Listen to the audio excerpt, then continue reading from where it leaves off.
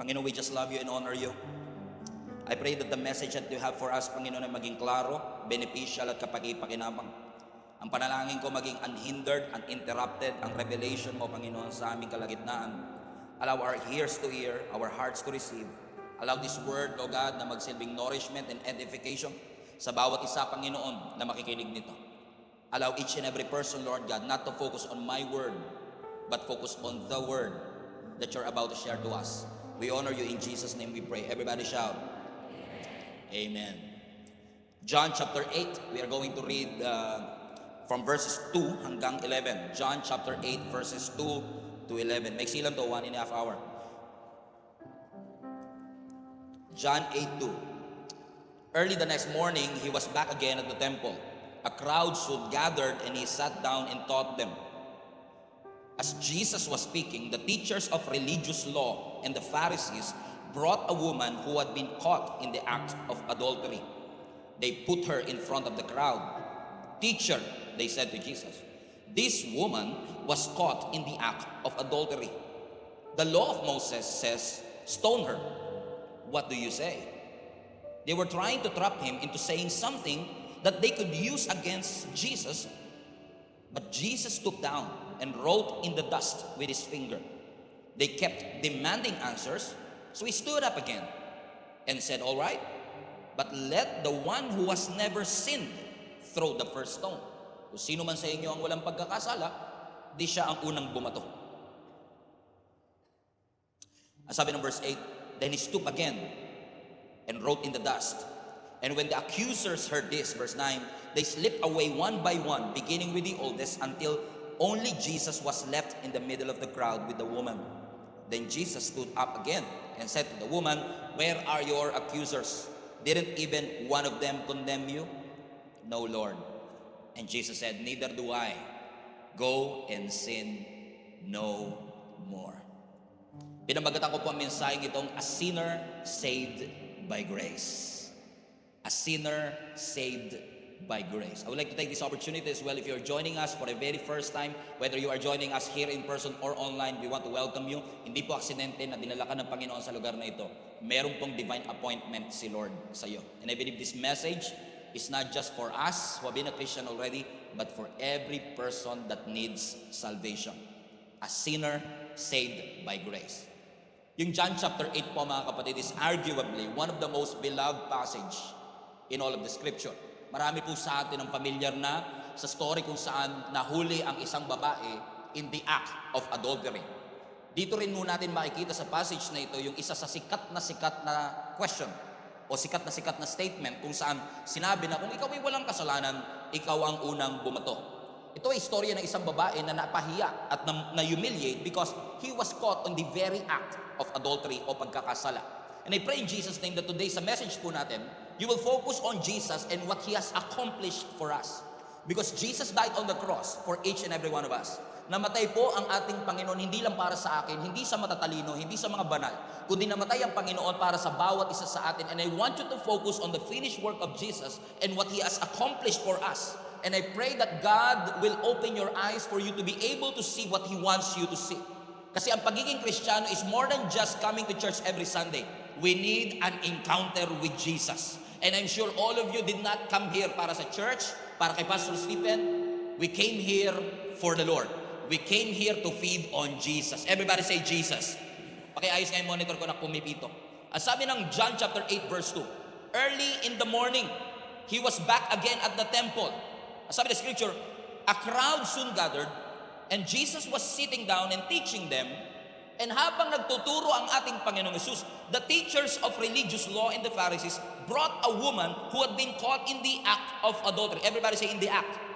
At nung nahuli nila itong babae na ito, in the act of adultery, kinaladkad nila at dinala nila sa harapan ng ating Panginoong Jesus habang si Jesus ay nagtuturo. What a timing, by the way.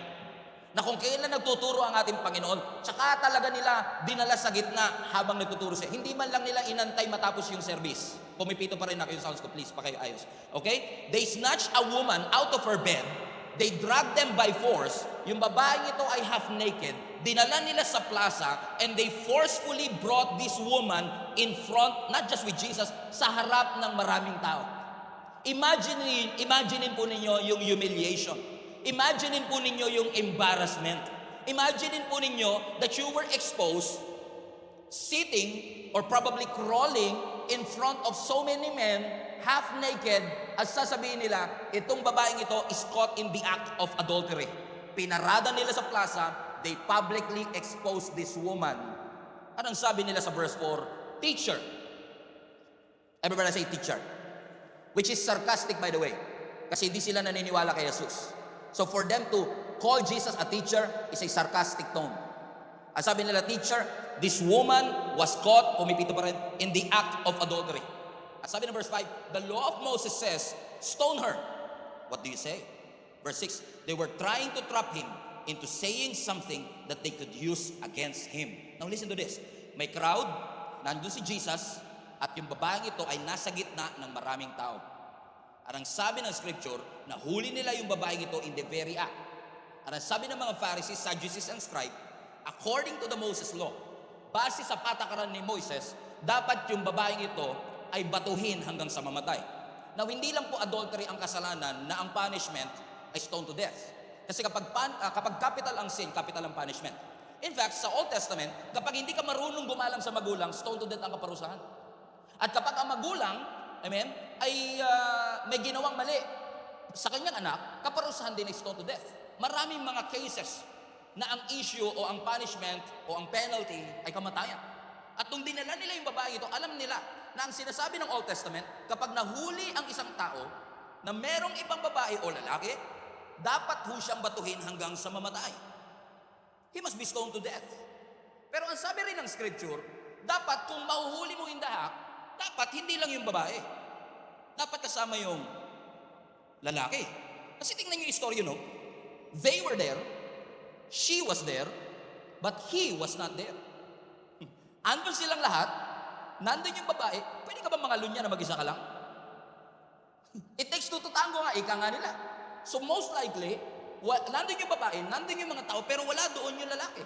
At yung pagkawala ng lalaki ay nagpapakita lamang na yung mga Pharisees, hindi talaga sila seryoso na i-uphold yung Moses' law. Kasi kung seryoso silang i-uphold yung law of Moses, dapat sinikap din nila kasama yung lalaki.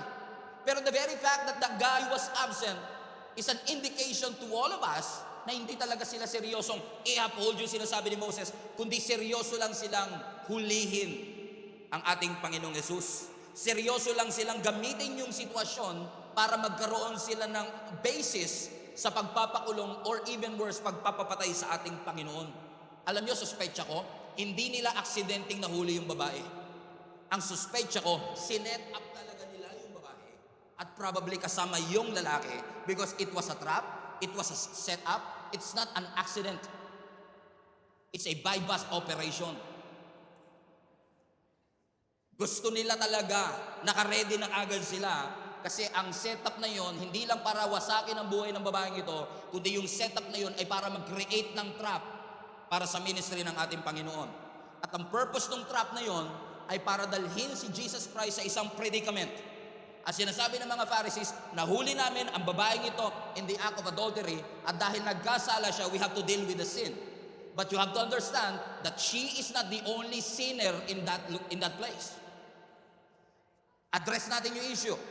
Kung adultery, dapat may lalaki. E ano ba sinasabi ng Leviticus chapter 20 verse 10? Pakita mo anak. Ang sabi diyan, if a man commits adultery with his neighbor's wife, parang iba sa inyo kinakabahan pag ito pinag-uusapan natin. Sabi mo nga sa katabi mo, kapit ka lang, hindi ikaw topic. Sabi mo sa katabi mo, okay. Kabadong-kabado pinagpapawisan na, nakikita ko Tingnan niyo sabi, if a man commits adultery with his neighbor's wife, both man and woman who have committed adultery must be put to death. So both the adulterer and the adulteress will be stoned to death.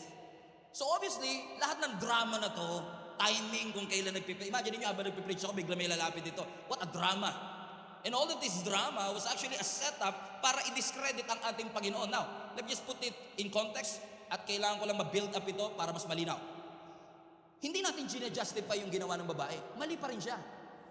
Nagkamali pa rin siya. She broke the 7th commandment. And by the way, yung may pelikula before, may palabas before na ika-6 na utos, At ang ika-anim na utos, huwag kang mangangalunya. Pag tinignan nyo ang Bible, hindi siya pang-anim. Sa Catholic lang pang-anim yun. Pero sa tunay na Bible, pang-pito. It is the 7th commandment. Kasi minerge nila yung commandment 2 and 3. Pero sa totoo lang, this is the 7th commandment. She broke the 7th commandment. Right? So ano sabi ng scripture? Nahuli nila ang babaeng ito, in the act of adultery, she definitely sinned. Nagkasala siya, most probably. She was guilty. Na-break niya yung 7th commandment. At dahil ang adultery sa capital sin, karapat-dapat lamang siyang mamatay. Pero both man and woman should die. Kaya nung dinala nila ang babaeng ito sa harapan ng ating Panginoong Hesus, sabi nila, Teacher, nahuli namin ang babaeng ito, hindi ako adultery. At sabi sa Moses law, kailangan natin siyang batuhin hanggang sa mamatay. Now think about this. They were trying to convince the Rock of Ages to stone this woman. Batuhin mo. Yan ang sinasabi ng law of Moses. You know what? I've realized that this is how religious people thinks even in our generation. Masakit man tanggapin. Pero hindi natin dinadrag ang babae out of her bed. Pero marami sa atin kapag nagkamali at nagkakasala, instead of exercising grace, we exercise condemnation. Ang sabi ng scripture, Jesus is both filled with grace and truth. Hindi pwedeng puro grace na walang truth. Are you with me? Kasi kapag puro grace pero walang truth, that's meaningless. Pero hindi rin pwedeng puro truth na walang grace. Kasi pag puro truth na walang grace, that's mean. Masyado mang harsh. Masyadong legalistic. But unfortunately, this is what, now think about this, these are the most religious people at that point. At kung sino ba yung pinaka-most religious that should exercise mercy and grace, they want to exercise legalism. Na para lang mapahiya si Jesus, gagamit pa sila ng babae. Para, are you with me? Nawala lang ako, nakalimutan nyo na mag-amen? 1 week lang ako nawala niyan, ha? Okay, nakalimutan nyo na kagad. Parang talaga seryoso. Parang pakiramdam ko talaga, tinatamaan nyo katabi niya. Hindi ako nagsasalita, pastor, kasi may kutob ako sa asawa ko ngayon. Joke lang. Joke lang. Okay, this is what the religious people are doing. They want to stone her. The Rock of Ages, stone her. They want to stone her. By the way, they are in front of the temple. So, they want to stone her in front of the house of God in the presence of Jesus. Batuhin nyo yan hanggang sa mamatay. Habang ang lahat ng tao, in fact, sa ibang translation, sa ibang passage ng scripture, mas klaro na nilagay yung babae in the middle of all them. So lahat sila nakalibot. At lahat sila nakatingin sa babae. At habang ang lahat nakatingin sa babae, sabi ng scripture, si Jesus, he stooped to the ground. Hindi niya tinignan yung babae. Habang dinidisgrace ng lahat yung babae, si Jesus ipinakita niya yung kanyang grace. Ipinakita niya yung kanyang pag-ibig sa babaeng ito. Na sabi ng scripture, sa verse 6,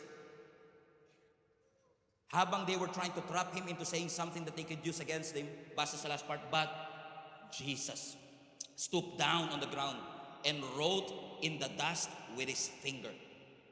Sabi ng scripture, habang lahat sila nagkakagulo, habang lahat naghahanap ng sagot, si Jesus Christ lumuhod, nagsulat sa ground. Nagsulat si Jesus gamit ang kanyang finger sa dust. Nagsulat si Jesus hindi sa libro na permanent. Nagsulat si Jesus sa dust na pwedeng burahin. Or sabi ng ibang mga Bible scholars sa cobalt stone na hindi pa rin makikita. Mabubura pa din. And why would God do that? At ang tanong ng maraming tao, ano nga ba sinulat ni Jesus Christ na nag-cause sa lahat ng nakakita na isa-isang nag-alisan mula pinakamatanda hanggang maraming speculation. Pero wag na nating palinawin yung malabo at palabuin yung malinaw. Hindi natin alam kung anong sinulat niya. Pero may guess ako. Isa sa mga hula ko, probably sinusulat ni Jesus yung pangalan ng mga tao na nandoon. Pauline, addict. Rob, may anger management issue. At habang nababasa nila siguro yung kanilang pangalan, isa-isa sila nag-alisan. Brad, dali ko dyan. Di pa alam ng asawa ko yan. Probably. Or probably, mas parang accurate, probably Jesus was writing the 10 Commandments. Isa-isa sinulat ni Jesus. Commandment number 1, love the Lord your God with all your heart and with all your soul. Because I remember one time, the 10 Commandments in Exodus was written through God's finger. Gamit ang daliri ng ating Panginoong Hesus, sinulat niya yung 10 utos.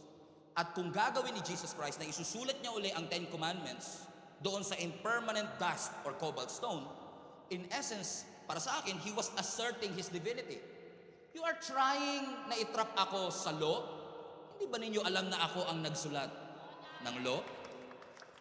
He was trying to assert his divinity. I am Jesus, the Son of God.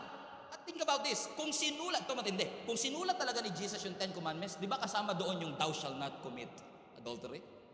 At kung kasama yung thou shall not commit adultery will be there, parang mas lalong lalakas sa loob ng, tingnan nyo, nakalagay doon sa 10 Commandments na sinusulat ni Jesus, thou shall not commit adultery. But you know what? I believe Jesus was writing the 10 Commandments or whatever it is that he was writing because he wants each and every one of us to be reminded. Jesus came here on earth, hindi para i-abolish ang 10 Commandments. Pumunta ang ating Panginoong Yesus dito para i-accomplish, not demolish, i-accomplish ang 10 Commandments, ang law requirement. Na habang ang mga Jewish people merong 613 commandments, 613 commandments, ang naging sagot ng Lord John 3:16. For God so loved the world that He gave His only Son, so that whoever will believe in Him will not be perished but have everlasting life. Meaning, that law, pagdating natin sa langit, kung makikita-kita man tayo sa heaven, it is a reminder for all of us that that 10 commandments was not fulfilled by us. It was fulfilled in us. Finulfill ni Jesus, pinapaniwalaan mo, and since you believe in that, you are not righteous by your doing, but you are the righteousness of God in Christ. That's why, folks, it's called the good news of Jesus Christ. Kapag nakarinig ka ng good news, lumungkot ka, hindi good news yun. Kapag nakarinig ka ng grace na hindi amazing, hindi grace yun. Because the grace of God is always amazing. The mercy of God is always amazing. And His works are amazing. To palapakan natin ang ating Panginoon. Glory to God. So, Jesus, according to the law of Moses, we should stone her to death. So binigyan nila ng dalawang option si Jesus. Yung option number 1, batuhin mo. Ang option number 2, huwag mong batuhin. So think about this. Pag binato ni Jesus yung babae, sa civil law na lang muna tayo, civil law. Pag binato ni Jesus yung babae, ma-offend niya ang mga Romans. Kasi Romans ang sumasakop sa mga Israelites nung time na ito. Under sila ng colony o pamamahala ng Romano. At ang may karapatan lang magbigay ng capital punishment, Romans. So kung babatuhin niya hanggang mamatay, magagalit ang Romans. Kung hindi niya naman babatuhin, magagalit ang Jewish. Kasi sa Jewish law dapat batuhin. Ang hirap, no? So kahit anong gawin ni Jesus, batuhin ko siya o hindi ko siya batuhin, trap ako. Yun yung predicament. Kaya kala ng mga Pharisees, confident sila, huli ka ngayon. Kasi kung batuhin mo yan, galit ang Romans sa'yo, papapatay ka nila. Pero kapag di mo naman binato, kami magdedemanda sa'yo. Kami maghahabla sa'yo, mamamatay ka din. Dalawang option ang binigay nila kay Jesus Christ. Pero hindi niya pinili ang kahit anong option. Nagbigay siya ng pangatlong option. Ano yun? Love. Kasi the only way for you na mapagsama yung justice at yung grace is love. Gusto nilang gawing Godfather si Lord. Alam niyo yung Godfather? Heavy on sin, little on grace. Nakalimutan nilang hindi Godfather si Lord. He is a Father God. Tatay natin siya. That He is filled with grace and filled with mercy. That's why, especially if you've been a Christian for quite some time, minsan pag naririnig natin, we are saved by grace, parang wala nang tama. And just a warning, kapag naririnig mo that you are saved by grace, hindi na tumatama sa'yo, something is wrong. It should always remind you about the grace of God. Maybe kaya hindi na siya tumatama because we are relying or expecting that what we are doing for God is actually enough for God to save us. Hindi niyo ako nagigets. Na kaya siguro hindi na tumatama kasi iniisip mo, lagi naman ako nagsisimba. Pagdating ni Lord niya, maawa na siya sa akin. Lagi nagsisimba to, baka naman iwanan pa natin. But God is a God of justice. Hindi lang siya merciful, hindi lang siya gracious. He's a God of justice. He knows what you're thinking right now na sinful. He knows what I am thinking right now that probably sinful. Alam ng Diyos, hindi lang yung salita mo, hindi lang yung kilos mo, kundi yung laman ng ating kaisipan. And we are one sin away from hell. One sin will bring us to hell. In case hindi nyo alam, ang standard ng langit hindi good enough. Hindi pabaitan ang pagiging Kristiyano. Reminder lang ha, maraming hindi Christian mas mabait pa sa atin.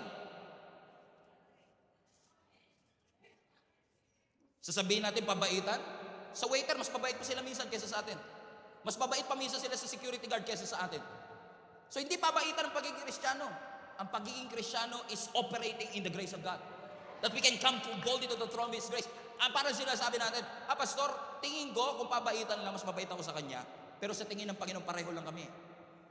Bakit pareho kami makasalanan? That even our best effort is not enough for us to please the Lord.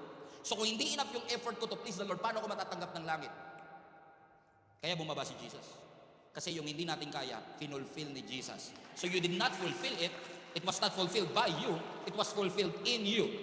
So hindi mo ginawa, pero ginawa ni Jesus for you. Hindi ba magandang balita yun, mga kapatid? Amin naman yun. Sarap! Sarap sa feeling na parang nilift ng Lord yung burden of religion, burden of legalism. Na sinabi ng Lord, salamat po. Hindi ka pala Godfather. Ikaw ang Father God ko. Kasi kapag hindi mo naintindihan ng grace ng Lord, madaling kumuha ng bato at mambato ng iba. Pero kung naiintindihan mo ang grace ng Lord, hindi madaling kumuha ng bato kasi alam mo yung bato na yun, pwede rin sa'yo. Kaya I want every one of us, the global family online, all of us should understand that the grace of God placed each and every person right here, right now, on equal footing. Pare-pareho po tinatapakan natin kung grace ng Lord ang ating pag-uusapan. And who is the epitome of God's grace? Jesus Himself. Siya lang ang may kayang emerge at effuse ang justice and forgiveness. At the same time, paano? Through His love. Kaya sabi ng mga Pharisees and Sadducees, nahuli namin yan. Dapat batuhin natin siya. At nung si Jesus nagsusulat sa ground, tingnan nyo, no? Tinatanong siya, inignore niya lang sila. May mga, minsan talaga, silence is the best response.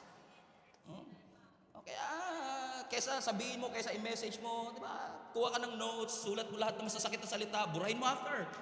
Huwag mo i-send. Joke lang, just kidding. Don't do it. Igagawa ko yun. Joke. Amen? They keep on insisting, ano na sagot? Sabi ng verse 7, they kept demanding an answer. So si Jesus na nakaluhod, tumayo uli siya, and He said, alright, makulit kayo Okay. Pero kung sino man sa inyo ang walang kasalanan, alam ko nagkasala itong babae ito. So napansin nyo, hindi niya binilitil, hindi minaliit ni Lord yung kasalanan ng babae. Alam niyang kasalanan ay kasalanan. So don't think for a moment na minimize ng grace ang kasalanan. No.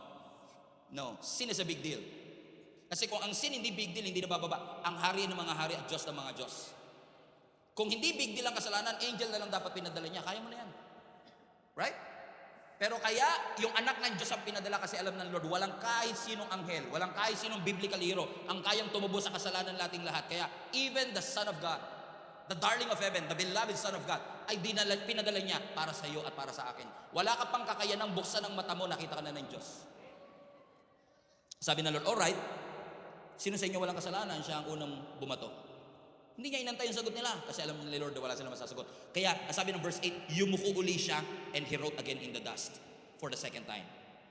At sabi ng verse 9, and when the accusers heard this, ano yung this? Na kung sino sa inyo ang walang kasalanan, siya ang unang bumato. Nung narinig ito ng mga accusers na Pharisees, scribes, Sadducees na laging malungkot.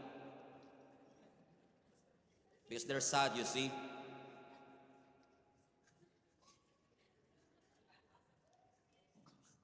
Last year pa yan Ngayon lang nag-save in sa akin. When the accusers heard this, they slipped away. Watch this. One by one, beginning with the oldest. Yung matatanda ang unang umalis. Alam niyo kung bakit? Suspetsa ko lang. Suspetsa ko kasi kung yung kasalanan ang kaparusahan, death penalty, wala nang tatanda. Kung i-exercise lang ni Lord yung capital punishment sa lahat, walang tatanda. 17 years old ka pa lang, stone to death ka na. Hindi ka abot na 70. Alam ng mga matatanda Mas makasalanan ako dyan Pag mas matanda ka, mas marami ka nagawa. Amen? Mas marami ako nagawang kasalanan ngayon kaysa nung 17 years old ako. At habang tumatanda ka, the longer you live, the more stuff you've done. Secret or unsecret, lahat tayo may ginagawang mali. Huwag niyong titignan ng mga pastor na parang banal na parang Diyos. Hindi ba Diyos si Pastor Stephen? May kasalanan din po akong katulad niyo at katulad ko. I'm not trying to be the smartest person in the room. I'm not claiming to be the perfect person. Because all of us are imperfect people that are trying to serve a perfect God. So kung magre-rely ka lang sa kaligtasan mo base sa ginagawa mo ngayon, na nagte-take notes ka, nag-amen ako ng 7 beses, sigurado ligtas na ako. Ay kapatid, let me tell you this, mapofrustrate ka kasi magugulat ka pagdating ng langit, yung ina-expect mo na sa impyerno, katabi mo. Sinasabi ko sa iyo, pinag-pray mo pa siya mapunta sa impyerno, tapos siya pa yung nandun. Sabi ng scripture, when the accusers heard this, they slip away one by one, beginning with the oldest, until Jesus was left in the middle of the crowd with the woman. And then verse 10, then Jesus stood up again, and he said to the woman, where are your accusers? Question number 1. Question number 2, didn't even one of them condemn you? Where are your accusers? I remember in Genesis, when Adam and Eve sinned, sabi ni Lord, where are you? Pero nung babaeng ito, ang tanong ni Lord sa kanya, where are your accusers? Nasaan na silang lahat? Wala sila. Because I believe with all my heart that condemnation is a work of the devil. And those accusations by the accusers are actually an indication of the accuser, Satan himself. At naniniwala ko maraming Christians nowadays, we cannot live a gracious and peaceful life. For many years na naging Christian ka, namumuhay ka sa guilt and shame because of what you've done 5 years ago. And you are living in guilt and shame kasi may nagagawa kang mali hanggang ngayon.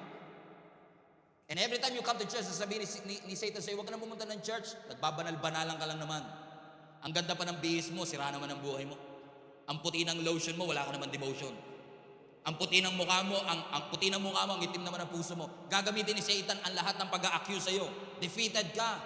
You are nothing. You don't have what it takes. Hindi ka deserving. Hindi ka mahal ng Diyos. Ikaw naman maniniwala ka. Pero alam niyo mga kapatid, I want to encourage you today that the grace of God is everything for nothing.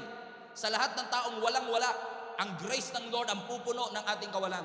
Grace ng Lord ang mag-enable sa atin to come to Him. So kapag pumunta ka sa harapan ng Diyos, hindi ka pumupunta sa Kanya para sabihin, Lord, magaling ako, kaya ako nandito. Hindi mo sinasabing, Lord, hindi ako nagkakamali, kaya ako nasa church. Na Lord, kaya ako nandito kasi lagi ako nagpapasip. 7 beses ako nag-amen sa preaching ng pastor. Nandito po ako, hindi ko alam kung saan naabot ang lahat ng ginagawa ko, pero alam ko lang, Lord, ano man ang aking gawin, hindi yan magiging passes ko pagdating sa langit. So I'm not coming here based on my merit. I'm not coming to you based on my effort. I'm coming to you because of what you have done for me. You fulfill it in me na ni-receive ko sa iyo sa krus. Come on, somebody. Amen? Hindi ko yun ginawa, pero ginawa mo for me. So, hindi ako deserving. Suggestion. Every time maririnig mo ulit yung boses na yon, hindi kay Lord galing yun. Makinig ka sa boses ng Diyos, hindi sa boses ng accuser. Kasi nung unang naririnig ng babae, batuhin yan, siguro, no! Pero this time, lahat ng accusers na wala. Boses ni Lord ang kanyang narinig. Ano sabi niya, where are your accusers? Does anyone condemn you? Meron ba sa iyong bumabatikos? Sabi ng verse 11, no, Lord. For the first time, she spoke. Nung nandun yung mga Pharisees, hindi siya makapagsalita. Napansin niyo ba? Pag nandyan yung mga super religious people, di ka makapagsalita. Pero pagdating sa personal prayer mo kay Lord, lahat ng buong puso mo, Lord. Kasi the religious people are judging you based on your religious duties. You're not praying enough, you're not reading enough, you're not crying enough, you're not serving enough, you're not attending enough. Boses na boses ng kaawayan. Minsan may nagsabi sa akin, Pastor, alam niyo, hindi kayo maliligtas. Dito pa sa church na, teritoryo natin ha. Dito rin yun, doon lang banda eh. Maliit pa yung church natin nun. Hindi kayo maliligtas. Bakit? Alam niyo, sabi ng scripture, kami lang maliligtas. Grabe kayo ah. Ano ba yung nabasa niyo? Magkaiba ba tayong Bible? Sa National Bookstore ko rin dito ng Bilaya. Sabi niya, kasi alam niyo, sinasabi ng Bible, para maligtas ka, kailangan lagi ka umati ng church, lagi ka nagbabasa ng Bible, lagi ka nananalangin. Sabi ko, wait lang. Kung ang requirement ng langit, paramihan ang attend sa church. Ilan? Para aatinan ko na lahat araw-araw. Kasi hindi ako sure kung buhay pa ako bukas eh. Right? Eh kung 4,030 pala, tapos naka 1,070 ka pa lang, eh di araw-arawin mo na, kasi hindi ka sure kung buhay ka pa bukas. Paramihan ng prayer, gano'ng katagal? 2 hours? Gawin ko na. But God's salvation is not based on what you can do for Him. Hindi ito paramihan ng attend, paramihan ng nabasang Bible, paramihan at pagalingan ng pray. Nakapag nag-pray ka, nagbabago pa boses mo. Oh, Heavenly Father, we come to you with the throne of your grace. You're weird. Weird mo, Brad. Normal lang. Alam niyo yung tatay ko, si Tatay Larry, kahit pastor yun, pag nasa nasa bahay kami, hindi ko sasabihin, oh, Heavenly Pastor, I come to you today and I want to ask for money for my field trip. Di ba pag lagi pag-usap ka sa tatay mo, chill, normal. But people are sometimes doing that kasi pag mas mataas ang boses ko, mas malalim ang boses ko, mas spiritual ako sa harap ng maraming tao. So you're trying to impress the people that are listening to you that you miss the Jesus that you are praying about. What happened to us? We are not called to be religious. We are spiritual, not religious. We are spiritual beings, not religious beings. At sabi ng Lord, asa namang accusers mo? No, Lord. But watch this. Verse 11. And I want you to listen to this. If you're suffering with guilt and shame, no, Lord. And Jesus said, neither do I. Kahit ako, hindi kita kinokondem. Now, alam niyo to, no? Kung merong 1,000 na tao dun sa lugar na yun, papain natin para mas realistic, 500 people na nakapalibot sa babae. Pansinin nyo kasi pag may issue talaga, pinapalibutan nyo ng mga chismoso eh. Ano meron dyan? Ganun talaga. Lalo ko, buti nila, hindi Pilipinas nangyari ito. Kung sa Pilipinas nangyari ito, may umaakit pa yun sa poste, kuryente, diba? Sino yan? Habang pinapaligiran siya ng daang-daang tao, kinokondem siya. Batuhin na yan. Hindi siya makapagsalita. Pero nung si Jesus ang nagtanong sa kanya, sabi niya, neither do I condemn you. Go and sin no more. Habang ang lahat nagko-condemn, at ang lahat nagsasabi, batuhin na yan! Batuhin na yan. Let me tell you this. Ni isa sa kanilang lahat, wala silang karapatang kumuha ng bato para batuhin ang babae ito. Si Jesus lang ang may karapatan. Sa totoo lang, siya lang ang perfect. Sa lahat ng nandun, siya lang ang perfect. So kung meron mang may karapatan at may kakayanan si Jesus, pero ginawa ba ni Jesus? Bakit tayo? Hindi naman tayo perfect. Ang lakas ng loob natin mambato ng iba. Kung yung perfect one nga, na Rock of Ages, hindi niya yung kayang gawin sa mga makasalanan katulad ng babaeng ito. Masyado na kasi tayong religious. We are trying to protect our organization, our denomination, na nakalimutan na natin protektahan ang puso, ang buhay ng mga taong bumagsak at nagkamali, na filled with guilt and shame. Kung wala si Jesus, this woman is probably dead. But Jesus saved her from death. Literally, spiritually. Niligtas siya ng ating Panginoon.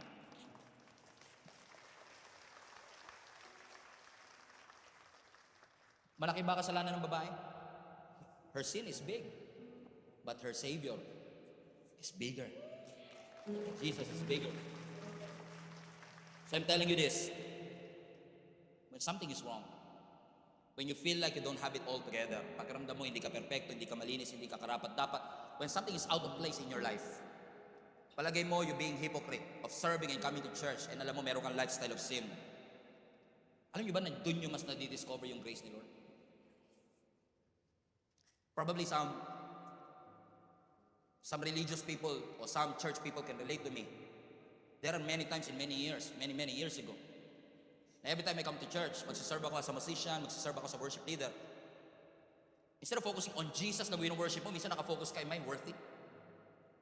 Because kung babalikan ko, 7:00 lang ng umaga, ang dami kong inisip, ang dami kong ginawa. Nahingi ko ba ng tawad ang lahat ng yon? Na pag tumayo ko dito, baka pag tumayo ko, ma-preempt ko yung Holy Spirit, gusto na sana bumaba. Nandiyan si Stephen, di ako bababa. Because it's not worthy of my presence. And our church community have been filled with guilt. Hindi makababa ang Diyos dahil sa kasalanan natin. That's sa ating pagkakamali at sa ating imperfection. Na nakalimutan natin, we are not operating based on our own merit. I'm not saying na hindi tayo dapat humingi ng tawad sa Panginoon. We should ask for forgiveness. We should confess our sins sa harapan ng ating Panginoon. Pero kasabay ng pag-confess mo ng kasalanan, i-confess mo rin yung katuwirang natanggap mo kay Lord.